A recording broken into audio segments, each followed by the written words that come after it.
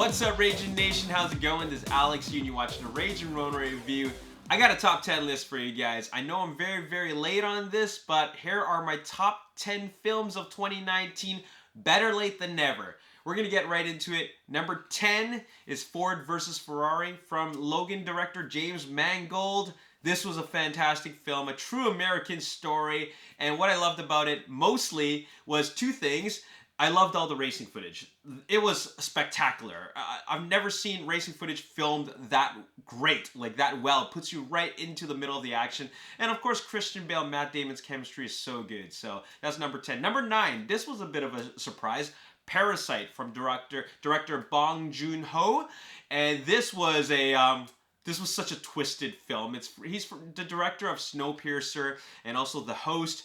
And I thought those movies were very unique, but I didn't love them. I didn't think they were great, but I still liked that it was a very unique and original story, okay?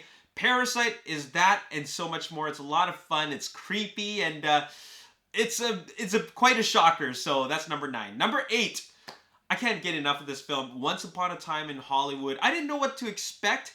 In fact, actually, my expectations for Once Upon a Time in Hollywood were different from what I thought I would, different from what I thought the story would be like, because like most of you know that it's based off of a true event, but just like Inglourious Basterds, he kind of revised it a little bit. It's part of his revisionist history, a series of films. And it was very different. I came out of the theater like enjoying it, but feeling mixed. But then when I watched it again and again and again, I loved it even more. So like, what a great two well-written characters. You know, Rick Dalton and Cliff Booth. I love them so much. They're great characters, and that's why we cheer at the grand finale of the film, right? Number 7, Fighting with My Family. Oh, I actually really love this film. I got emotional at some point in this film. I never knew about the story, but then later on I found out it's based off of the true story of the female wrestler, and that makes it even more I guess more emotional and more real. But I love that this family actually had like changes and developments in its relationship dynamics because of what these two siblings wanted to pursue. So yeah, that's when it got emotional for me. Number 6, Knives Out, Rian Johnson's follow-up film to Star Wars: The Last Jedi. Wow, like this was a really great film. All-star cast, every cast member was great in this movie, and also it was just full of surprises. Very clever script. And I'm not actually a fan of whodunits, but I really wanted to check this out, mostly because of the cast member, and also I wanted to see what Rian Johnson would do after Star Wars: Last Jedi. Number 5, The Farewell. This was a really great film. I love the story. I really connected with a lot of things in this film, a lot of the story elements. You know, I'm not from China, but I still connected with it because of the like a lot of the Chinese cultural aspects of it. So that was really great, and I just felt connected to Awkwafina's character. I love her character in this film. Number 4, Spider-Man: Far From Home. I really love this Spider-Man film. I thought it's actually one of the best Spider-Man films, and there are a lot of them. Maybe Spider-Man 2 might still always be the best to me. I gotta look at it again. I think I already talked about that in another video, but I think Spider-Man 2 is still the best one, but this is right up there, alright? So really great film, and I love the way they handled Mysterio. It was perfect.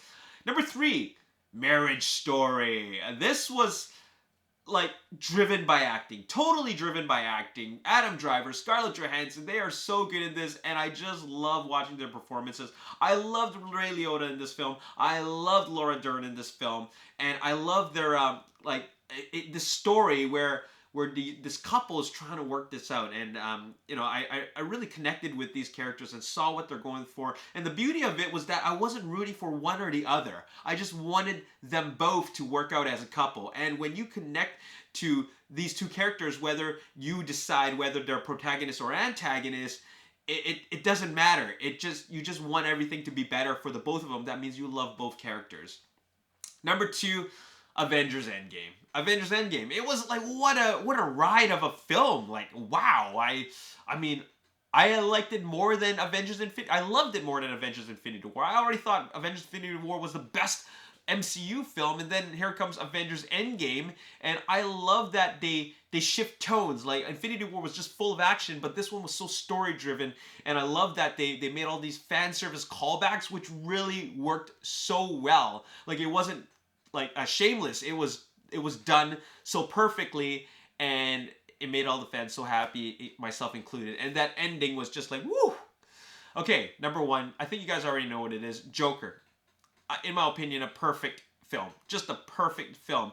Say what you will, there's a lot of mixed reactions about this, but I'm looking at this film as a film, not as part of any universe. This was a fantastic film about a man's downward slope to descent into madness. And we've seen these types of film before. Michael Douglas falling down. But, I liked it even more because it's a comic book movie. And I love that it was a take on the comic book genre, a more serious, gritty take on the comic book genre. And, such a bold move for Warner Brothers to do something like this. And I got to commend Warner Brothers on doing all kinds of really risky things on something that they could make into a more, a film that can expand and reach out to broader audiences. They decided to do other things that would just, it kind of steps away from the Disney model. You know what I'm saying? So they did something great, and the result was something quite spectacular. So there you have it. Those are my top 10 films in ranking order of 2019. Another great year for films. I'm looking forward to seeing what 2020 has for us. So stay tuned for my top 10 most highly anticipated films of 2020. That's coming up next. All right. So as always, if you enjoyed this top 10 list, you want to see more, make sure you hit that like button, subscribe to the YouTube channel, like me on Facebook, to Ragin Nation. Also follow me on Twitter, Ragin Nation. My name is Alex. Thanks for watching. See you next time. Peace.